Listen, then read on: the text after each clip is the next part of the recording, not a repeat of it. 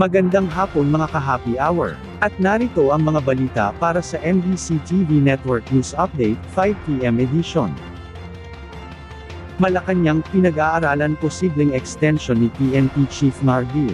Pinag-aaralan ngayon ng Malacanang ang posibilidad na mapalawig pa ang termino ni PNP Chief General Romel Francisco Marbil, hanggang matapos ang halalan sa May 2025. Reaksyon ito ng Pangulong Ferdinand Marcos Jr. sa gitna ng mga mungkahi at argumento ukol dito. Sa isang panayam, sinabi ni Pangulong Marcos na malakas ang argumento na nagsasabing hindi makabubuti sa katatagan ng bansa kung papalitan sa kalagitnaan ng panahon ng kampanya at sa nalalapit na panahon ng eleksyon ang pinuno ng pambansang pulisya. Dahil dito, sinabi ni Pangulong Marcos na pinag-aaralan anya nila ang argumentong ito na nakikita niyang malakas na dahilan para nga panatilihin muna si Marbil sa pwesto hanggat hindi natatapos ang eleksyon. Nabatid na si Marbil nakatakdang magretiro sa Pebrero ngayong taon.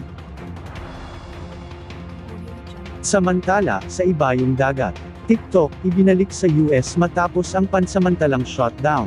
Ibinabalik na ang serbisyo ng TikTok sa US matapos pansamantalang masuspinde dahil sa federal ban na nag-aatas sa parent company nitong ByteDance na ibenta ang operasyon nito sa US. Ito ang inanunsyo ni US President-elect Donald Trump na mag-i-issue siya ng executive order sa kanyang unang araw sa opisina para ipagpaliban ang pagbabawal at bigyan ng karagdagang oras ang ByteDance para makahanap ng buyer. Bukod dito, ang batas na ipinasa noong Abril ay nag-aatas na ibenta ang operasyon ng TikTok sa US dahil sa mga issue sa national security, ngunit may posibilidad ng extension kung may ongoing na pagbebenta.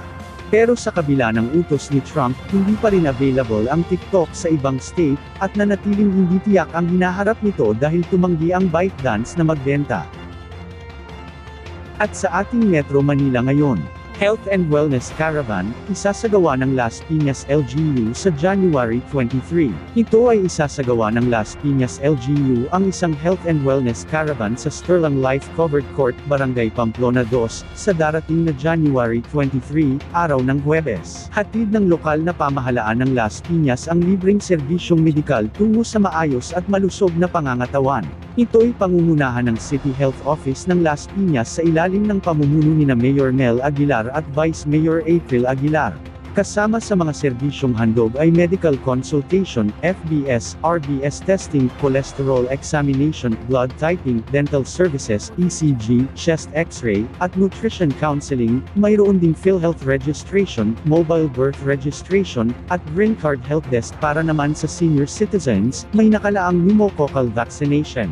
Bukas ang caravan mula alas 8 ng umaga hanggang alas 2 ng hapon. Malalaman natin ang mga latest update mamayang alas 5:30 ng hapon, sa programang Metro Manila Ngayon, Afternoon Edition. At yan ang mga balita para sa MBC TV Network News Update, 5 PM edition.